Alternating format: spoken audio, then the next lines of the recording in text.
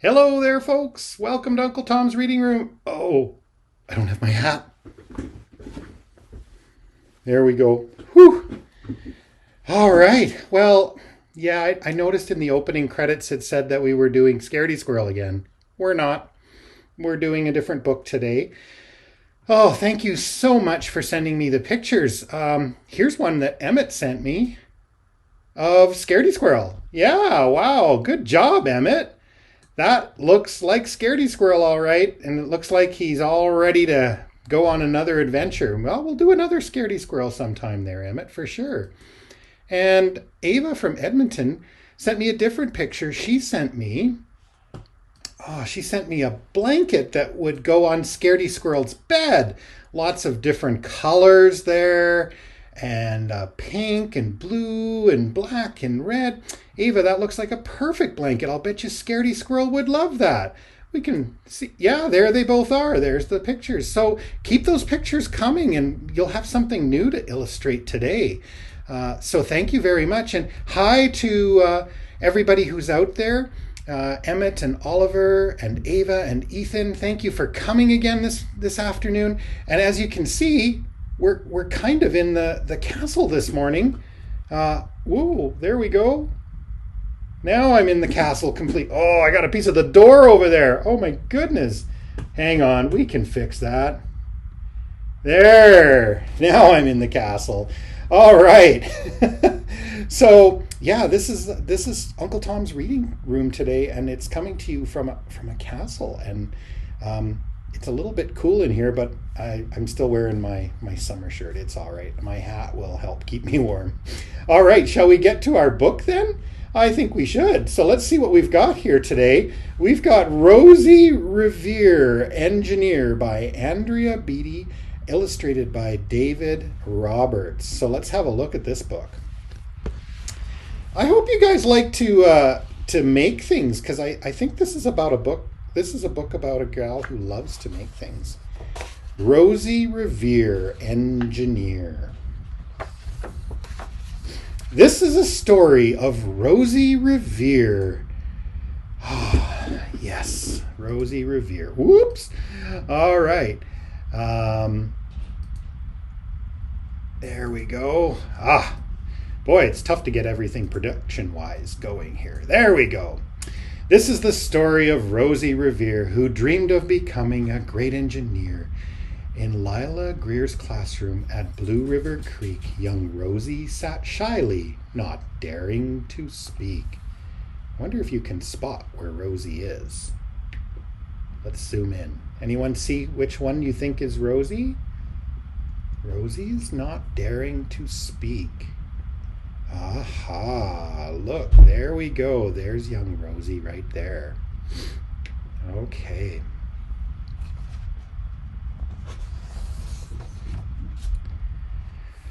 But no one saw her. She peeked in the trash for treasures to add to her engineer's stash. And late at night, Rosie rolled up her sleeves and built her hideaway under the eaves. Oh, yeah.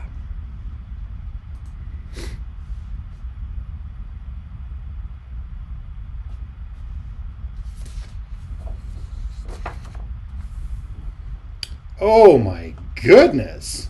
There's a lot going on in here.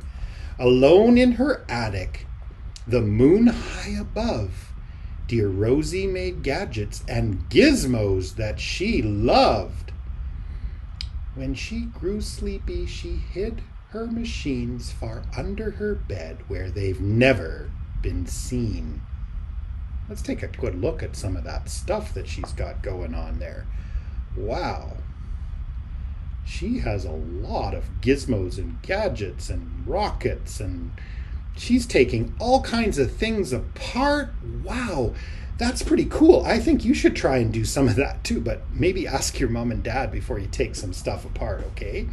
All right, so let's keep going. Let's make our book a little bigger again. Whoops. There we go. Ah, when Rosie was young, she had not been so shy. She worked with her hair swooping over one eye and made fine inventions for uncles and aunts, a hot dog dispenser and helium pants. Woohoo! Oh my goodness, a hot dog dispenser, that would be so good. The uncle she loved most was zookeeper Fred.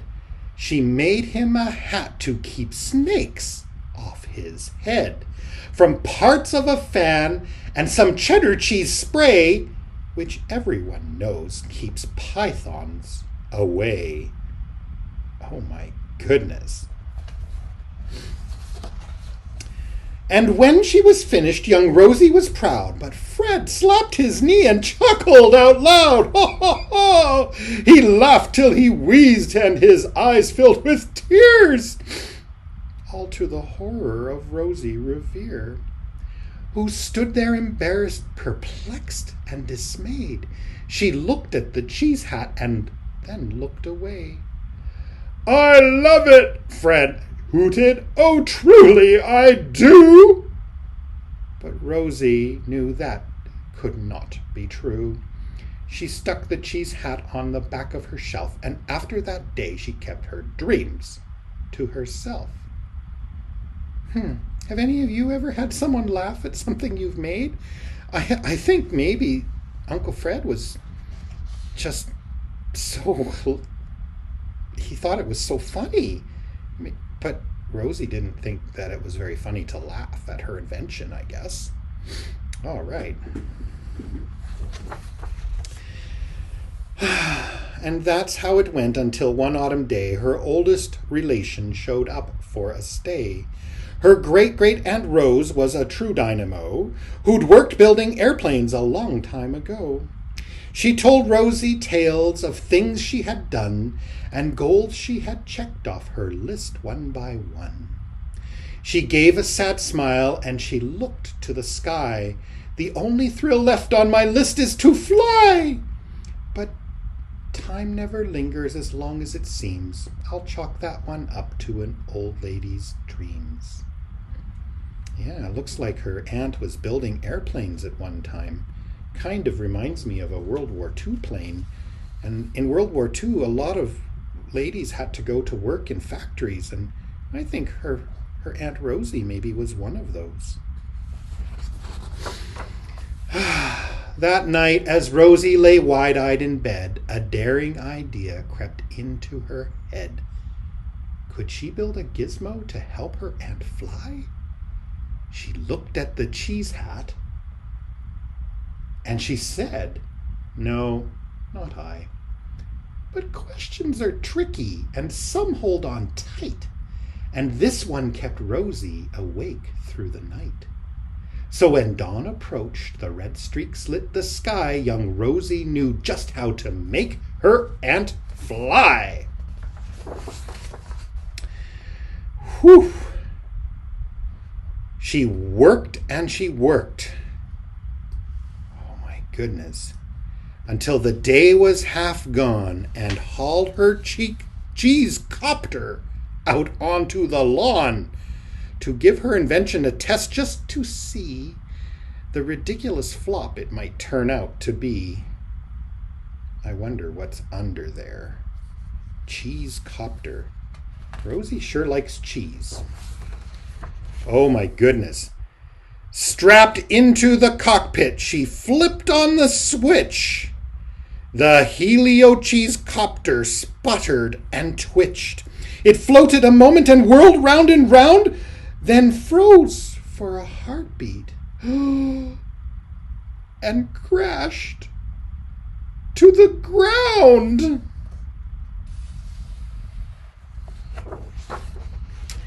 Then Rosie heard laughter and turned round to see an old woman laughing and slapping her knee. She laughed till she wheezed, and her eyes filled with tears, all to the horror of Rosie Revere. Oh no!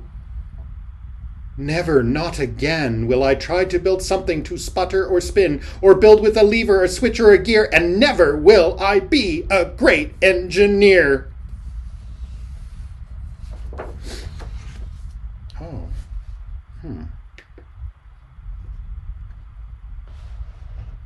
There's Rosie and her aunt. Looks like her aunt's got something to say.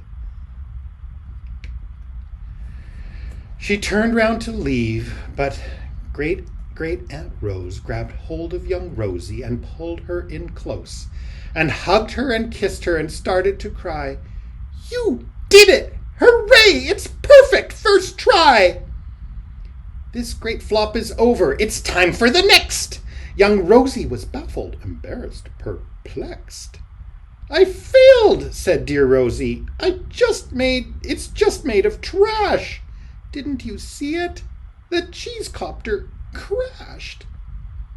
"Yes," said the great aunt, "it crashed, and that's true. But first it did just what it needed to do. Before it crashed, Rosie, before that, it flew." "Your brilliant first flop was a raging success. Come on, let's get busy, and on to the next." She handed the notebook to Rosie Revere, who smiled at her aunt as it all became clear. Life might have its failures, but this was not it. The only true failure can come if you quit. And here's some pictures of all the planes over the days, of all of these ladies. Elizabeth Thipple became the first woman to fly in her hot air balloon in 1784. And the Birot airplane, similar to the one flown by Harriet Quimby, the first woman to gain a pilot's license in the United States, 1911. And Lillian Todd, the first woman to design airplanes in 1906. Oh, and here's Curtis JN4, known as a Jenny, flown by Bessie Coleman in 1922, and Amelia Earhart to traverse the Atlantic Ocean in a plane named Friendship in 1928. Lockheed Vega 5B, used by Amelia Earhart in 1932 to fly across the Atlantic Ocean. And Lynn Ripplemeyer was the first woman to pilot a 747 in 1980. So Rosie can definitely build something of flight. Here she goes. They worked till sun sneaked away to its bed. Well, then Aunt Rose tied her headscarf around Rosie's head and sent her to sleep with a smile ear to ear to dream the bold dreams of a great engineer. At Blue River Creek, all the kids in grade 2 built gizmos and gadgets and doohickeys too. With each perfect failure, they all stand and cheer, but none quite as proudly as Rosie Revere. Look at all of her friends building all kinds of doohickeys and gadgets and gizmos. Wow. That was a fantastic book. I sure hope you enjoyed that. And there we go. I'm looking for where's my picture gone. We can go back to this one. Woo, not that one. Woo, we want this one. Okay. Let's try. There we go. There's the castle. We're having so much fun here today in my reading room. Yes. So, yeah, boys and girls, you can make all kinds of gizmos and gadgets. And what I think you maybe should do is you get out your Legos or your building blocks or something and build me something. And get mom or dad to take a picture of it and send it to me. And then maybe in the next reading room, I'll show everybody the gizmos and gadgets you've built. Because, yeah, all of us can do great things. A lot of us are stuck in here at home right now. And, well, we just have to make the best of it. And, yeah, there's lots of people out there who are scratching their heads trying to figure out, how do we solve all the problems that we have in the world? And they started out just like you. They were small at one time. And they had to think of all kinds of great things. So it's good to practice. Rosie's aunt is right that you should practice these things. It'll make it work a lot better. All right. Well, thank you very much for coming to Uncle Tom's reading room again today. And we'll see how things go, and take care. And that's it for today. Bye bye.